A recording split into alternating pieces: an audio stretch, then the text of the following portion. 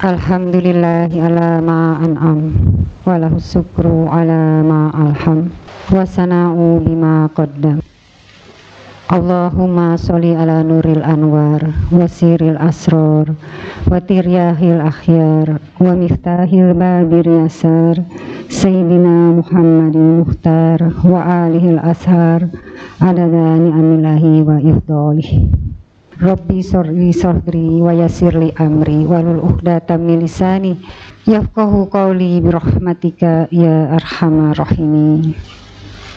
Assalamualaikum ya binta Rasulillah. Assalamualaikum ya binta Nabiillah. Assalamualaikum ya binta Habibillah. Assalamualaikum ya binta Khalilillah. Assalamualaikum ya binta Sofiyillah. Assalamualaikum warahmatullahi wabarakatuh. Yang terhormat bapak-bapak dan ibu-ibu sekalian, para peserta pusat kajian tasawuf Tazkiyah Sejati. Pertama-tama saya ingin menyampaikan maaf karena pertama kali ini pusat kajian tasawuf Tazkiyah Sejati menghadirkan guru yang amatir, karena biasanya ustadz-ustadz yang berpengalaman dan berilmu luas yang hadir di sini, tapi saya tidak tahu mengapa alasan Pak Jalal meminta supaya saya menyampaikan tentang Fatimatus Zahra ini. Dan sebagai murid, dan mungkin mudah-mudahan ini adalah sebagai pengkhidmatan saya pada beliau, saya tidak bisa menolaknya dengan segala keterbatasan ilmu yang saya miliki. Saya ingin coba menyampaikan kepada ibu-ibu dan bapak-bapak yang saya kira juga sudah banyak yang tahu mengenai Ibu Sayyidah Fatimatus Zahra ini. Dan saya hanya mengharapkan semoga apa yang saya sampaikan nanti, walaupun tidak mencakup keseluruhan dan mungkin tidak menggambarkan secara tepat keagungan beliau, insya Allah menjadi penyebab Allah menurunkan atau mengizinkan Rasulullah, khususnya Fatimatus Zahra, kelak memberikan syafaatnya bagi kita semua. Amin ya rabbal alamin. Pada minggu yang lalu Pak Jalal telah menyampaikan makalah mengenai Imam Ali karamallahu wajah sebagai seorang tokoh sufi. Dan kita ketahui beliau adalah mewakili kaum pria, dan memang Imam Ali adalah yang diagungkan oleh Allah Subhanahu wa taala sesudah Rasulullah sallallahu alaihi wasallam. Kita sangat beruntung dan bersyukur kehadirat Allah Subhanahu wa taala. Ternyata Allah juga menciptakan seorang tokoh sufi yang begitu agung, khususnya mewakili kaum wanita. Dan ternyata memang di dalam surat Al-Ahzab ayat 35 disampaikan bahwa baik wanita maupun pria diberi kesempatan oleh Allah Subhanahu wa taala untuk menggali potensi robaniyahnya, potensi malakutnya sedemikian rupa, sehingga apabila dia terus-menerus berusaha membersihkan dirinya, dia akan menjadi wanita yang mulia atau pria-pria yang mulia di sisi Allah Subhanahu wa taala.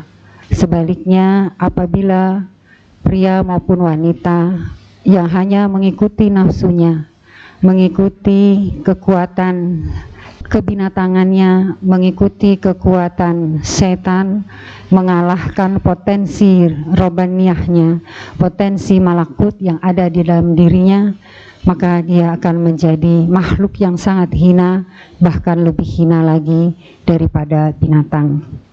Kita beruntung bahwa Allah Subhanahu wa taala menjelmakan sosok wanita mulia dan agung yang tadi disampaikan di dalam surat Al-Ahzab tersebut, yaitu pada diri Ibu Fatimatus Zahra. Beliau adalah yang menurut Rasulullah Shallallahu Alaihi Wasallam adalah ibu seorang wanita pemuka dari seluruh wanita, baik dari sejak zaman ini sebelum diciptakannya maupun sampai akhir zaman. sehingga kita yakin bahwa tidak akan ada lagi di masa yang akan datang wanita yang semulia daripada, lebih mulia dari Ibu Fatimatu Zahra. Dan Rasulullah pun menyampaikan bahwa di samping Ibu Fatimatu Zahra ada 3 wanita mulia lainnya yang mulia pada zamannya, yaitu ibunda dari Fatimatu Zahra sendiri, yaitu Khadijatul Kubra alaihassalam. Yang diberi kemuliaan juga adalah Maryam binti Imran, ibunda Nabi Isa. Kemudian Asiyah, istri dari Fir'aun. Keempat wanita itulah yang surga sangat rindu kepada mereka. Di samping kita mengenal wanita-wanita yang dimuliakan oleh Allah sedemikian tingginya, kita mengetahui juga di dalam Al-Quran ada wanita-wanita yang sangat hina, memang mengingkari perintah untuk bertauhid kepada Allah Subhanahu wa taala. Yaitu dicontohkan di dalam Al-Quran istri Nabi Lut dan istri Nabi Nuh, yang walaupun keduanya hidup bersama di dalam suami yang sangat soleh dan beribadah kepada Allah Subhanahu wa taala, mengajak umatnya pada saat itu untuk menyembah Allah, tetap mereka sebagai istri yang ingkar. Itu dapat kita lihat di dalam surat 66 ayat 10 sampai dengan 12.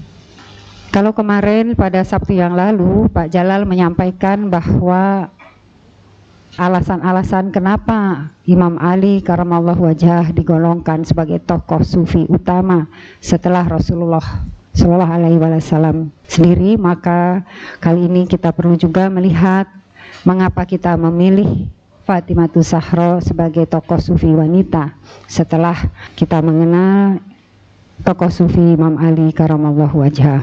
Yang dengan cepat kita bisa menjawabnya dari hadis Rasulullah Shallallahu Alaihi Wasallam itu, bahwa demikian tinggi akhlak, ilmu dan rohaninya dari Imam Ali karamallahu wajhah, sehingga beliau dipasangkan oleh Allah Subhanahu wa taala dengan putri Rasulullah Shallallahu Alaihi Wasallam sendiri, yaitu Fatimatu Zahra.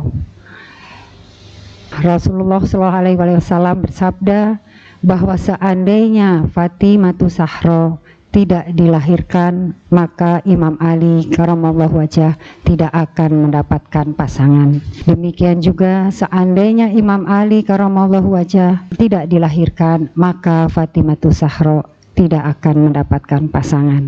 Dari sabda Rasulullah Shallallahu Alaihi Wasallam ini pun kita sudah dapat mengambil gambaran bukan hanya pasangan jasmani atau rohani yang dicatat oleh Rasulullah di sini, tapi kita bisa mengambil kesimpulan bahwa ini adalah pasangan-pasangan akhirat yang tentu memiliki ketinggian dan kemuliaan daripada pribadi-pribadi mereka yang mencerminkan apa yang dibawa oleh Rasulullah Shallallahu Alaihi Wasallam di dalam mengajarkan akhlak dan ilmu. Nabi Muhammad Shallallahu Alaihi Wasallam kita ketahui mempunyai istri yang sangat beliau cintai, yaitu Khadijatul Kubra.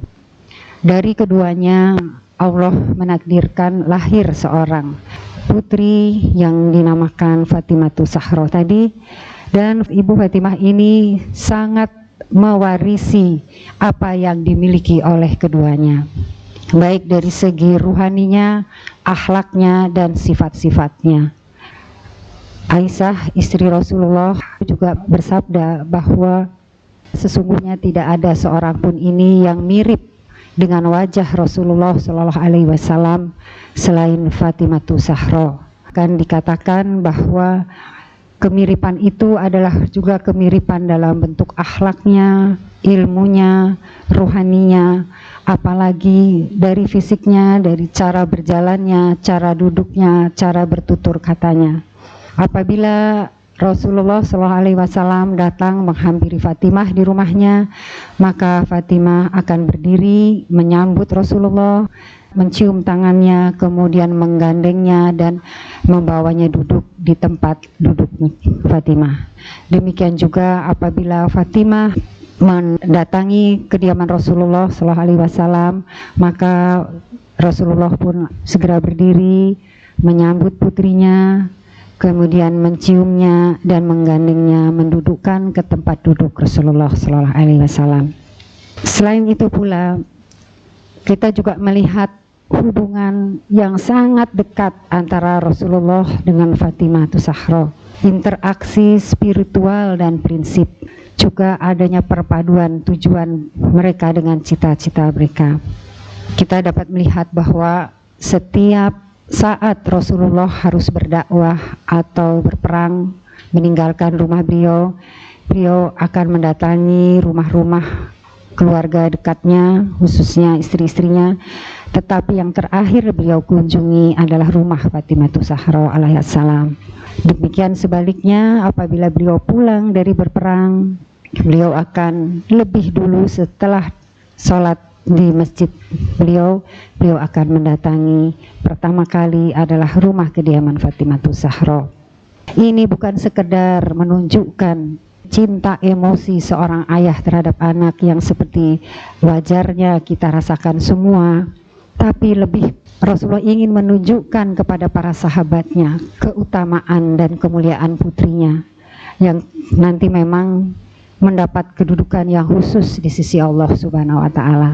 Jadi ini bukan hanya sekedar emosi seorang ayah, tetapi memang kehendak daripada Allah Subhanahu wa Ta'ala supaya Rasulullah memberikan gambaran kepada para sahabatnya kedudukan dan kemuliaan dari Ibu Fatimah Zahra. Pernah suatu saat seorang sahabat bertanya kepada Ibu Fatimah, bagaimanakah wujud wanita terbaik itu? Maka Ibu Fatimah menjawab bahwa yang terbaik dari seorang wanita adalah dia tidak dipandang oleh laki-laki maupun dia tidak memandang laki-laki. Mendengar jawaban Ibu Fatimah ini, Rasulullah Shallallahu Alaihi Wasallam menyampaikan bahwa Fatimah sesungguhnya adalah belahan jiwaku. Dari kata-kata beliau terpancar bahwa apa yang merupakan landasan keruhanian dalam diri Fatimah benar-benar menggambarkan apa yang diajarkan atau disampaikan atau yang ada tersirat di dalam ruh dari Rasulullah Shallallahu Alaihi Wasallam. Memang kita mengetahui juga bahwa Rasulullah Shallallahu Alaihi Wasallam berdakwah seperti ini ingin menyatakan bahwa wanita yang paling ia hormati, yang paling mengetahui tentang keilmuan, tentang agama, dan paling tinggi kedudukannya di sisi Allah adalah Fatimah Zahra. Beliau sampai-sampai bersabda, wahai Fatimah, Allah marah karena kemarahanmu dan Allah pun ridho akan keridoanmu. Sepeninggal Ibunda Fatimah Zahra, yaitu setelah Ibu Khadijatul Kubra meninggal, Fatimah tidak pernah lagi tersenyum. Fatimah selalu sering terlihat mendampingi ayahnya. Pada waktu itu usia Fatimah masih sekitar kurang dari 5 tahun. Gadis yang sangat kecil itu sangat merasakan kesedihan yang luar biasa daripada yang dialami oleh ayahandanya. Gadis kecil ini merasakan bahwa ayahnya begitu kehilangan ibunya. Demikian juga sebaliknya, Rasulullah Shallallahu Alaihi Wasallam melihat bahwa putrinya sangat berduka dengan kehilangan ibunya. Maka timbal balik rasa sayang dan rasa kasih antara seorang ayah dan ibunya ini menimbulkan hubungan yang luar biasa, sehingga Rasulullah Shallallahu Alaihi Wasallam menyatakan bahwa Fatimah Zahra ini sudah menjadi ibunya, disebut dengan Ummu Abiha. Fatimah Zahra selalu merawat dengan sayang, dengan cintanya yang luar biasa kepada ayahnya. Fatimah kecil melihat bagaimana kekejaman kaum Quraisy yang menghina, mengejek Rasulullah Shallallahu Alaihi Wasallam pada waktu dakwahnya yang pertama kali, dan beliau bersama sahabat-sahabatnya yang pertama kali masuk ke dalam agama Islam harus berjuang keras melawan kejahilan ini. Fatimah Zahra melihat sangat sedih pada saat orang-orang jahiliyah itu melempari Rasulullah dengan kotoran-kotoran. Melihat ayahandanya pulang ke rumah berlumuran pasir dan batu di kepala dan wajahnya. Maka Fatimah Zahra ini menangis sambil mencuci wajah ayahandanya. Beliau menangis, tidak tahan melihat kekejaman yang dilakukan oleh orang-orang Quraisy terhadap ayahandanya. Fatimah kecil ini tidak mengerti mengapa ayahandanya yang begitu mulia, yang ingin memberikan cahaya bagi orang-orang dalam kegelapan ini, harus menanggung siksa seperti ini.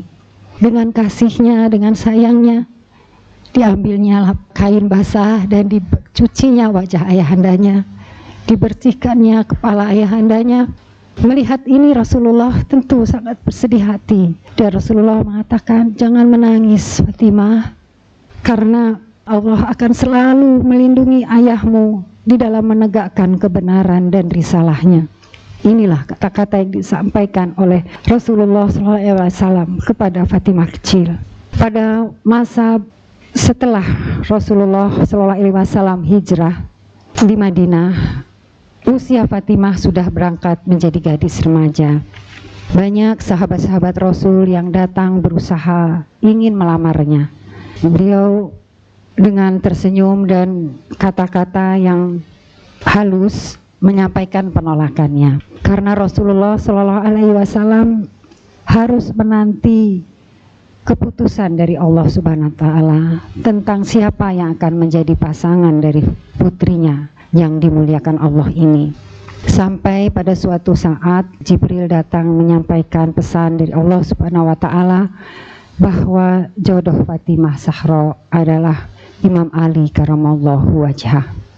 Di sini peristiwa penting ini perlu kita catat, karena Fatimah Zahra yang mulia ini telah dinikahkan oleh Allah Subhanahu wa Ta'ala lebih dulu di langit, dan diadakan walimahan oleh para malaikat-malaikat di Arasy.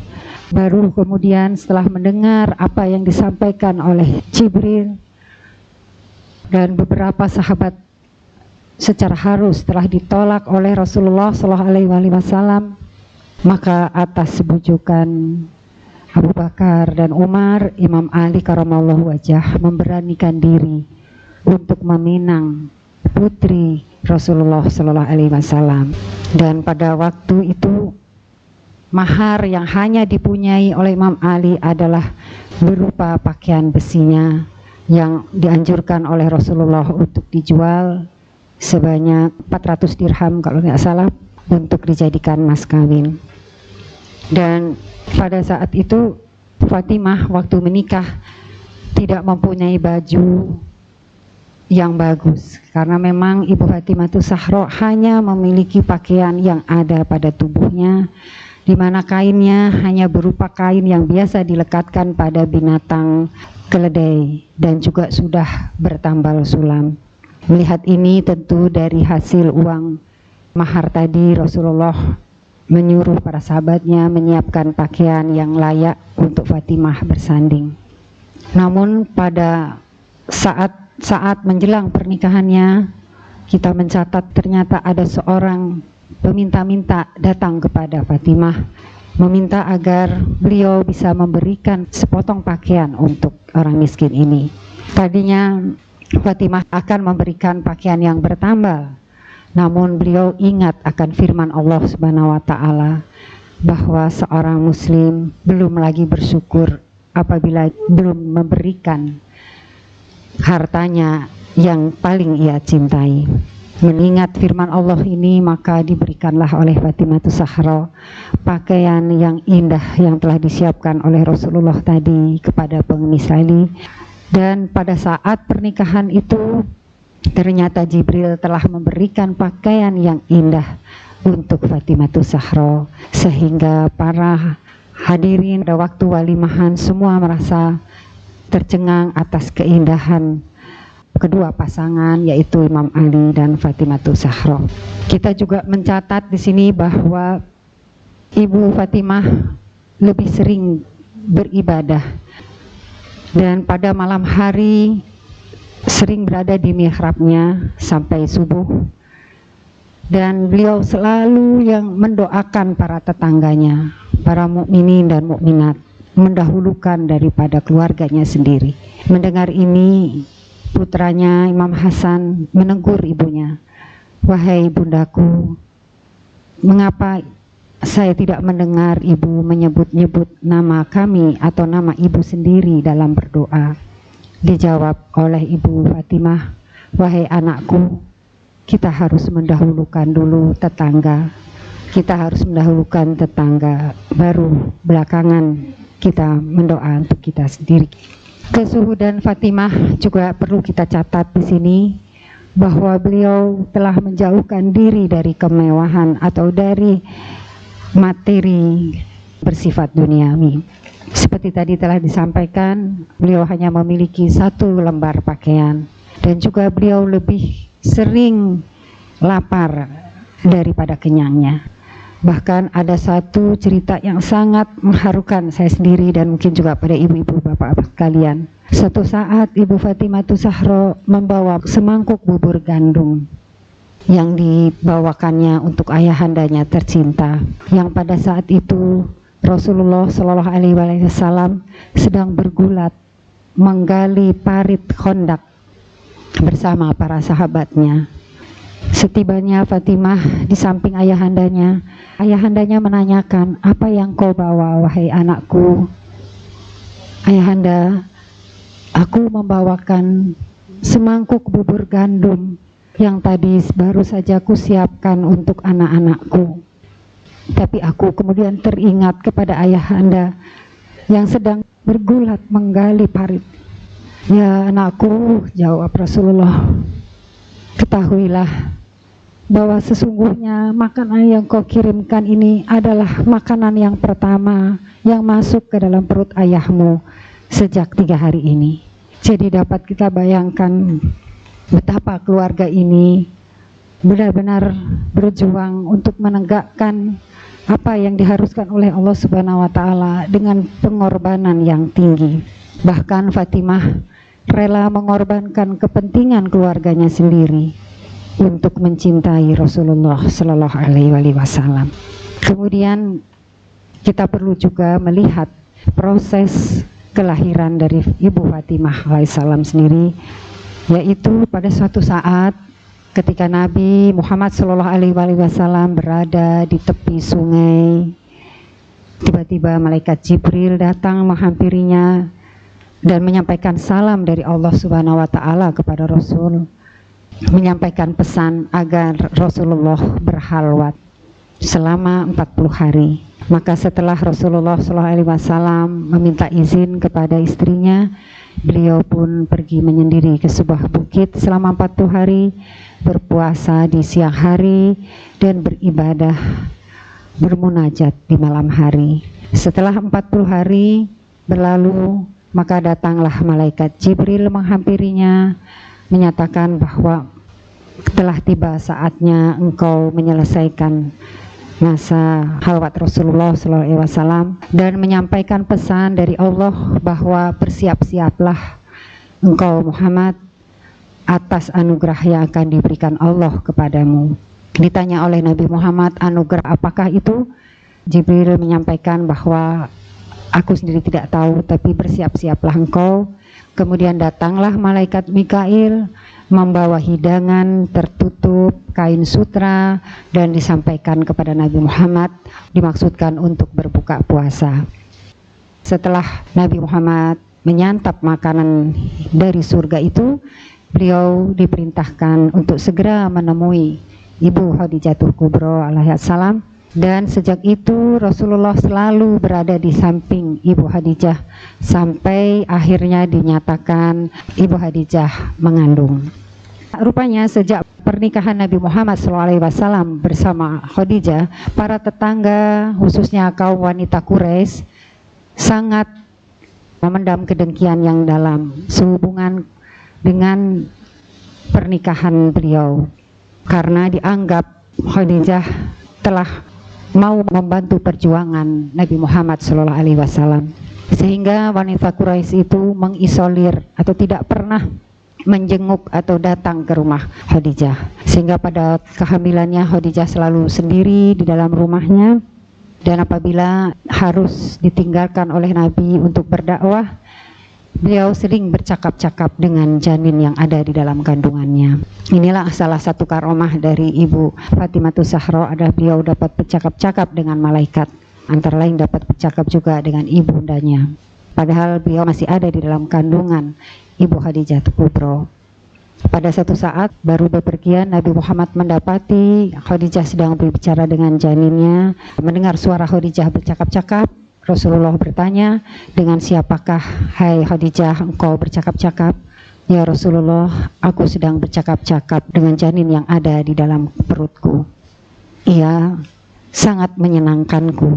Kemudian dijawab oleh Rasulullah SAW, "Ketahuilah ya Khadijah, bahwa baru saja Jibril menyampaikan pesan kepadaku bahwa bayi yang ada di dalam kandunganmu itu akan menjadi wanita yang sangat mulia, yang dimuliakan oleh Allah Subhanahu wa Ta'ala, dan darinya lah kelak akan dilahirkan keturunan-keturunan akan menjadi pemimpin para umat sampai akhir zaman." Mendengar itu, keduanya kemudian bersujud kepada Allah Subhanahu wa Ta'ala. Kita juga perlu memperhatikan bagaimana pada saat kelahiran Ibu Fatimah ini, karena tidak ada seorang pun yang mau datang menolong proses kelahiran Ibu Fatimah ini, sehingga Khadijah harus berjuang sendiri di kamarnya. Beliau merasa bahwa haknya atas warisan yang telah diberikan oleh Rasulullah kepadanya dizalimi, itu dirampas oleh penguasa pada waktu itu. Demi melihat bahwa ini adalah satu kezaliman dan kesewenang-wenangan, maka Ibu Fatimah Zahra ini harus merasa bahwa ini saatnya beliau tampil. Maka bergegaslah beliau menuju ke masjid, dan di situ beliau menyampaikan pidatonya yang cukup panjang, yang cukup fasih. Ibu-ibu pada pembukaannya beliau memuja kebesaran Allah, kemudian mengingatkan apa yang selama ini telah disampaikan oleh Rasulullah, bagaimana mengenai keimanan, bagaimana mengenai sholat, bagaimana mengenai zakat, dan lain sebagainya. Dan kemudian beliau di tengah-tengah menyampaikan bahwa penguasa pada waktu itu, khalifah pada waktu itu, yaitu Umar dan juga bersama Abu Bakar, telah mengambil haknya dan telah berani merampas hak yang telah diwariskan oleh Rasulullah SAW. Walaupun mereka berdalih bahwa sesungguhnya Nabi Muhammad tidak meninggalkan warisan.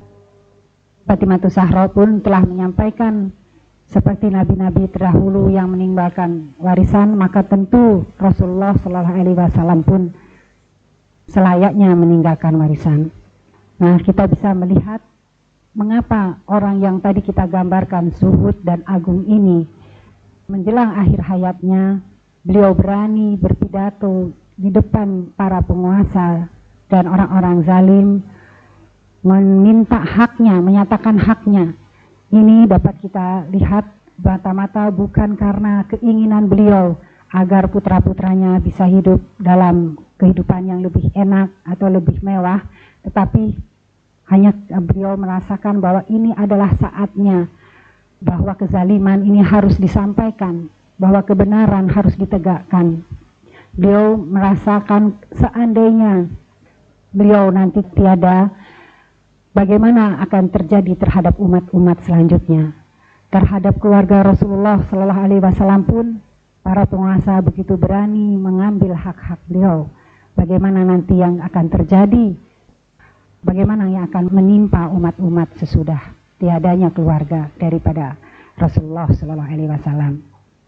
Menjelang wafatnya, Fatimah alaihissalam dilanda satu penyakit, karena memang beliau dalam keadaan selalu berduka karena sepeninggal Rasulullah, Fatimah alaihissalam tidak pernah terlihat tersenyum. Beliau sakit selama 40 hari dan beliau meninggalkan wasiat kepada Imam Ali. Ada 3 wasiat yang disampaikan kepada beliau, antara lain adalah beliau meminta agar Imam Ali bisa menikah dengan putri dari Zainab. Itu wasiat yang pertama. Kemudian kedua adalah agar beliau bisa juga menjaga dan mengurus kedua putranya. Wasiat terakhir tidak disolati oleh sahabat-sahabat yang menzaliminya. Beliau minta agar dapat dimakamkan di malam hari agar tidak diketahui oleh orang-orang yang menzaliminya. Saya kalau diizinkan dapat membaca cerita tentang wafatnya saat terakhir hayat beliau. Saya bacakan dari buku Fatimatus Zahra, Wanita Teladan Sepanjang Masa. Saat-saat terakhir hayatnya, sakit Fatimah bertambah berat. Imam Ali selalu bersamanya. Ia dirawat oleh Asma, sedang Hasan, Husain, Zainab, dan Ummu Kulsum selalu berada di sisinya. Sekali waktu ia sadar, dan di waktu lain ia pingsan karena beratnya sakit yang dia derita. Pandangannya memutar, memperhatikan kedua anak-anaknya. Imam Ali mengatakan, ketika ia akan wafat, ia membuka kedua matanya dan berkata, Assalamualaikum ya Jibril, Assalamualaikum ya Rasulullah. Ya Allah, kumpulkanlah aku bersama Rasulmu. Ya Allah, tempatkanlah aku di surgamu dan di sisimu. Kemudian ia mengatakan kepada kami, mereka adalah malaikat Jibril dan Rasulullah. Semuanya hadir di sisiku. Dan ayahku mengatakan, datanglah nak ke tempat kami. Ali mengatakan, pada malam di saat Allah hendak memuliakannya dan mengambil ruhnya, Fatimah berkata, Waalaikumsalam, wahai Ali, ini adalah malaikat Jibril. Ia datang kepadaku dengan memberi salam, lalu berkata, Assalam, Tuhan yang memberi keselamatan, mengucapkan salam kepadamu, wahai kekasih Allah dan buah hatinya. Hari ini engkau akan menyusul kekasih yang tertinggi dan surga ma'wah. Kemudian ia berpaling dariku. Lalu Fatimah berkata lagi, Waalaikumsalam, wahai suamiku, ini adalah malaikat Mikail. Ia mengatakan seperti apa yang dikatakan oleh sahabatnya. Kemudian ia berkata lagi untuk ketiga kalinya, Waalaikumsalam. Ia benar-benar membuka kedua matanya dan berkata, wahai suamiku, demi Allah, ini adalah malaikat Israel. Ia telah membentangkan sayapnya di timur dan di barat.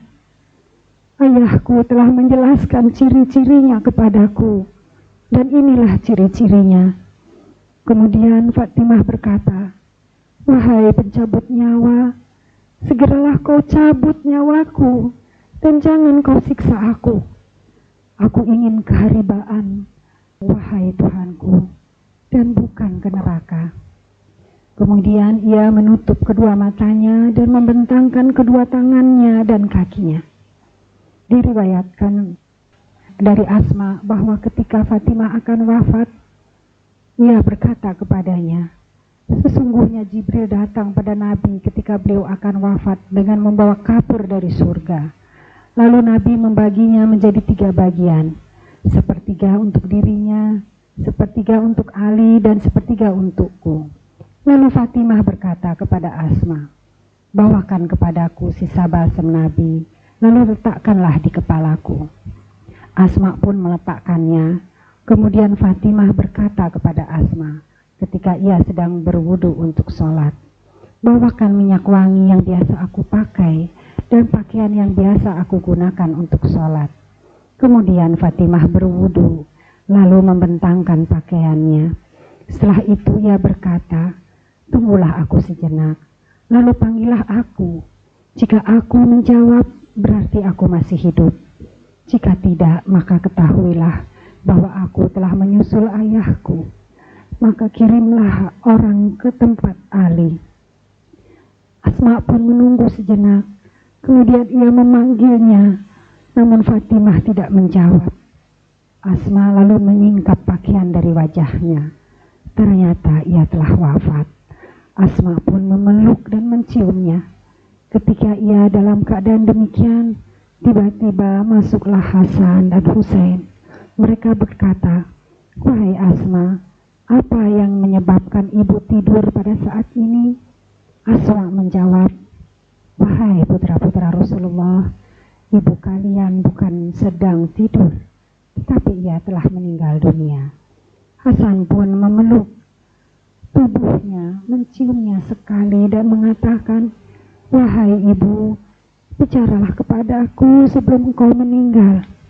Kemudian Asma berkata kepada mereka berdua, "Wahai putra-putra Rasulullah, pergilah ke tempat ayah kalian dan kabari ia tentang wafatnya ibu kalian."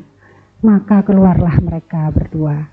Ketika sampai di dekat masjid, mereka berdua menangis dengan keras, "Ibu kami Fatimah telah wafat."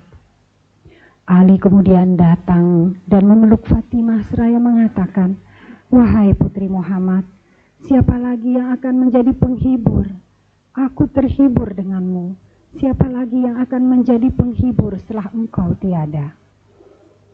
Pada waktu pengantaran pemakamannya, suara-suara tangisan terdengar dari rumah Ali. Maka penduduk Madinah berteriak dengan serempak. Wanita-wanita Bani Hashim berkumpul di rumah Fatimah, dan mereka pun berteriak. Madinah hampir-hampir goncang karenanya. Orang-orang berdatangan, bagai berbaris di rumah Ali yang sedang duduk, sedang Hasan dan Husain menangis di hadapannya. Lalu Ummu Kulsum keluar dan berkata, "Wahai ayah, wahai Rasulullah, sekarang kami benar-benar kehilangan dirimu, kehilangan untuk tidak bertemu lagi selamanya." Orang-orang berkumpul, mereka duduk dalam keadaan gaduh. Mereka menunggu jenazah keluar agar dapat mensalatkannya. Lalu Abu Dzar keluar dan berkata, "Pergilah kalian, karena jenazah putri Rasulullah akan dikeluarkan." Abu Bakar dan Umar bertakziah kepada Ali. Mereka berkata kepadanya, "Wahai Ali, janganlah engkau mendahulukan kami dalam mensalatkan putri Rasulullah." Tetapi Ali dan Asma memandikan dan mengafani Fatimah pada malam itu juga.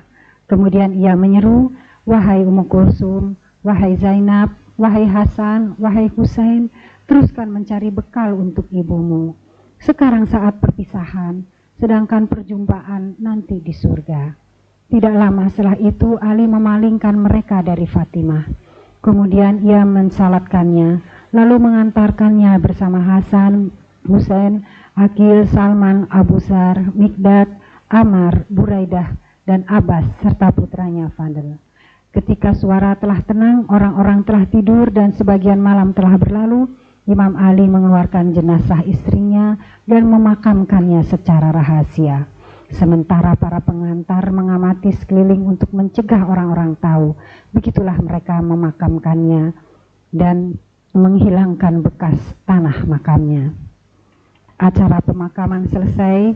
Kemudian dengan cepat karena takut masalah mereka akan terungkap dan khawatir ada serangan terhadap diri mereka, setelah Imam Ali membersihkan debu dari tangannya, bangkitlah kesedihannya karena kehilangan bagian Rasulullah dan istri tercintanya yang telah hidup bersamanya dalam kebersihan, kesucian dan pengorbanan, serta telah menanggung kesusahan dan kesulitan. Imam Ali meratapi penganiayaan terhadap Fatimah, penderitaannya, kehancuran hatinya, patahnya tulang rusuknya, menghitamnya lengannya, dan keguguran janinnya. Tetapi air mata membasahi pipinya sambil menghadapkan wajahnya ke makam Rasulullah Shallallahu Alaihi Wasallam. Ia berkata, "Salam untukmu wahai Rasulullah, salam untukmu dari putrimu, kecintaanmu, penyejuk matamu, penyanjungmu yang Allah pilih segera berjumpa denganmu. Wahai Rasulullah, alangkah sedikit kesabaranku berpisah dengan kecintaanmu, dan alangkah lemah ketabahanku ditinggal pemimpin para wanita. Hanya saja demi mengikuti sunnahmu dan rasa sedih karena berpisah denganmu, membuatku dapat terhibur. Aku telah menyandarkan engkau di liang lahatmu setelah engkau menghembuskan nafas terakhir di atas dadaku, dan aku memakamkanmu serta mengurusmu dengan tanganku sendiri. Ya, dalam kitabullah aku dapat menerima hal ini. Inna lillahi wa inna ilaihi raji'un. Ya Allah, telah engkau minta kembali titipanmu, telah engkau ambil milikmu, dan telah engkau bawa Az-Zahra. Ya Rasulullah, Alangkah jeleknya tanah yang subur dan yang kering.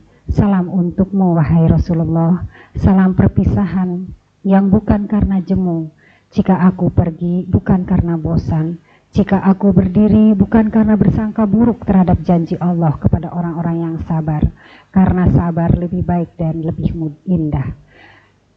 Kemudian Imam Ali meratakan makam Fatimah sehingga sama dengan ketinggian tanah. Dikatakan juga bahwa ia meratakan 7 makam yang berdekatan di sekelilingnya sehingga makamnya tidak dapat diketahui. Diriwayatkan juga bahwa Imam Ali menyirami 40 makam lainnya sehingga makam Fatimah tidak dapat diketahui. Di pagi hari datang Abu Bakar, Umar dan orang-orang lain untuk mensalati Fatimah. Mikdad berkata kepada mereka, "Kami telah memakamkan Fatimah semalam." Umar lalu menengok ke arah Abu Bakar dan berkata kepadanya, "Bukankah telah kukatakan bahwa mereka akan melakukannya?" Abbas mengatakan, "Ia berpesan agar kalian berdua tidak mensolatinya." Umar kemudian berkata, "Wahai Bani Hashim, kalian tidak meninggalkan kedengkian kalian yang lama terhadap kami untuk selamanya. Sesungguhnya kedengkian yang ada dalam hati kalian tidak akan hilang. Demi Allah, aku sungguh-sungguh berniat untuk menggali kuburnya, sehingga aku dapat mensolatinya." Maka Ali mengatakan, "Demi Allah, jika kamu menginginkan hal itu, aku akan kembalikan sumpahmu kepadamu. Jika aku telah menghunus pedangku, aku tak akan memasukkannya sebelum nyawamu lenyap." Umar pun menjadi lunak dan terdiam. Ia tahu bahwa jika Ali telah bersumpah, maka ia benar-benar akan melakukannya. Demikian apa yang sedikit yang saya dapat sampaikan.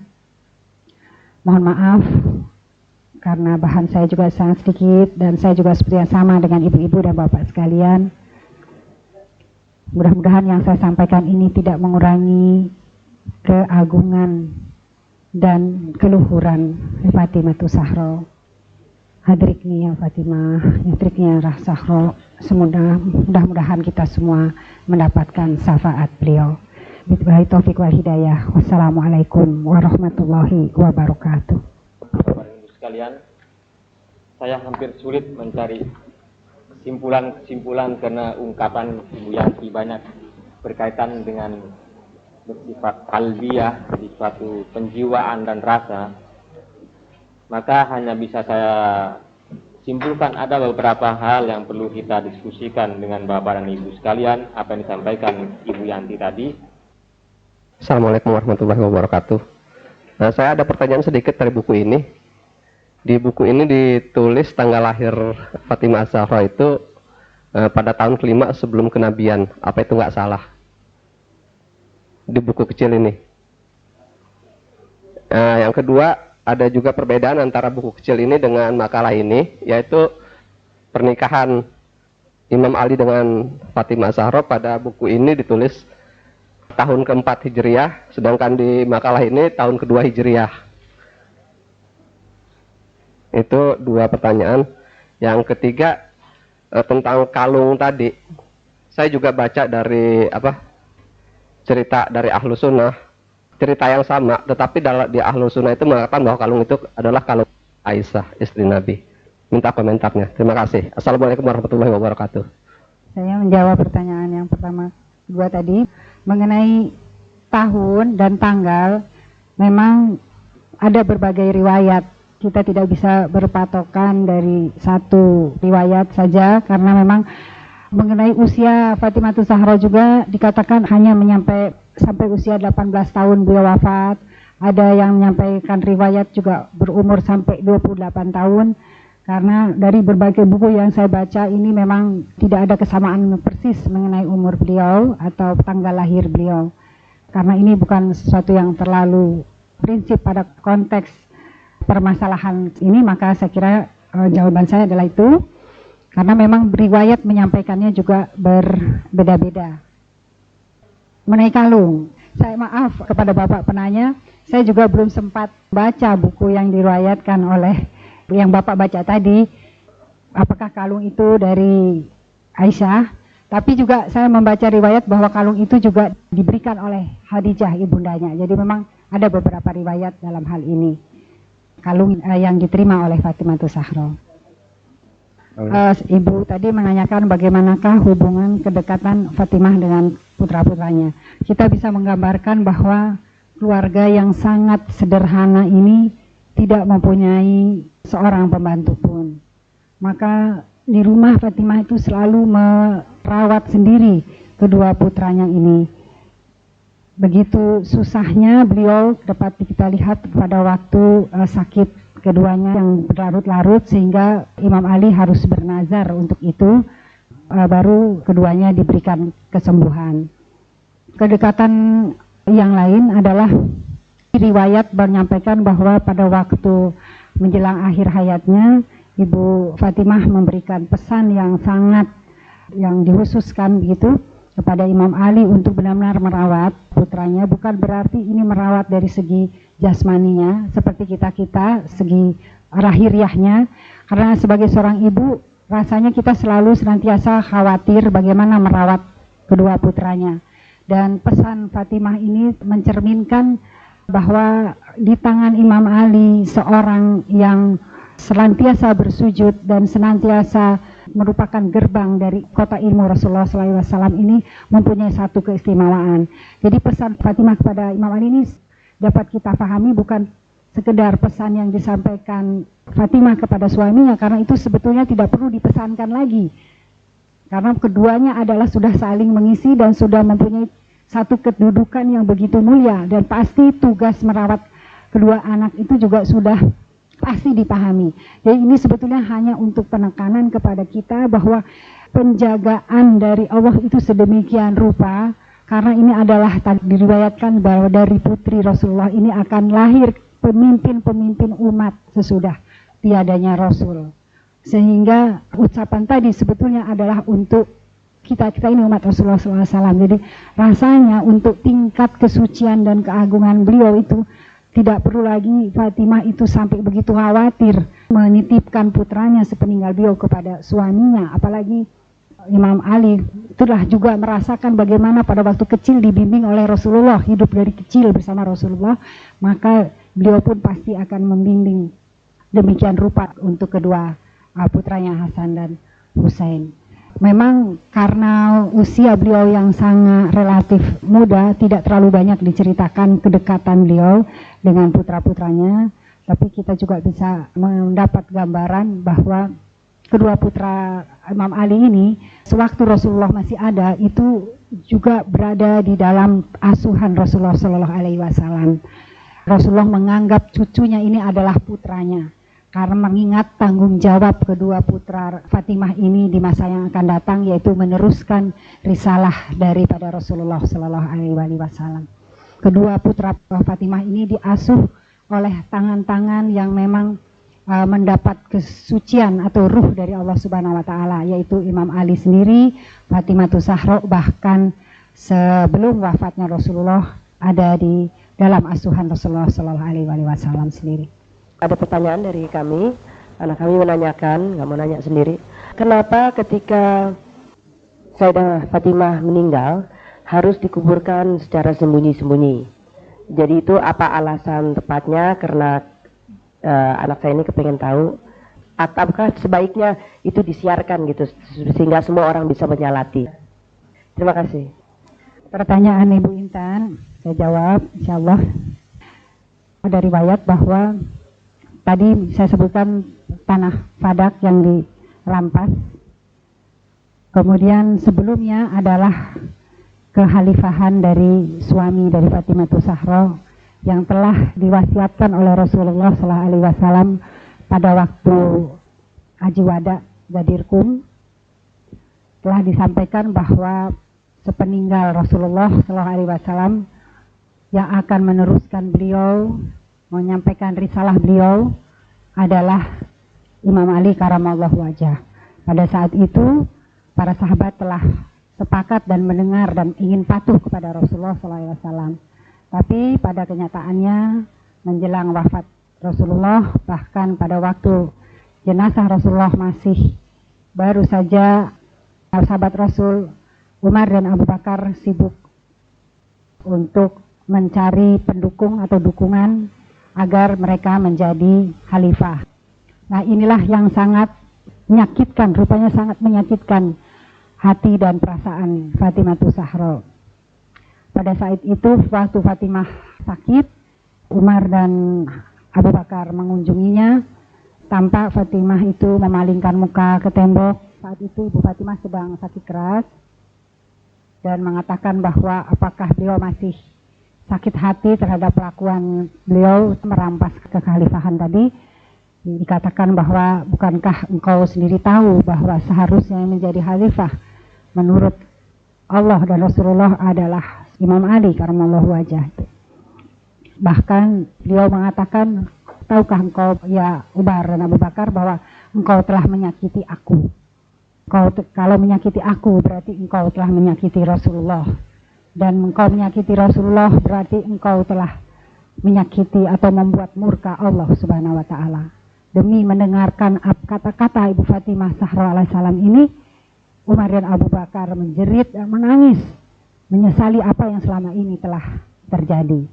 Jadi kalau dihubungkan tadi bahwa mengapa Fatimah Zahra berpesan tidak ingin dirinya dijenguk, dilihat dan diantarkan jenazahnya ke pemakamannya oleh orang-orang yang pernah menzaliminya, selain pada waktu diambilnya kekhalifahan, suaminya juga pada waktu dirampasnya tanah Fadak tersebut. Jadi kita bisa memahami bagaimana reaksi atau protes, ini adalah satu protes bahwa kebenaran, bahwa apa yang disampaikan oleh Allah melalui Rasulnya diabaikan oleh sahabat-sahabat dekat Rasulullah Sallallahu Alaihi Wasallam sendiri.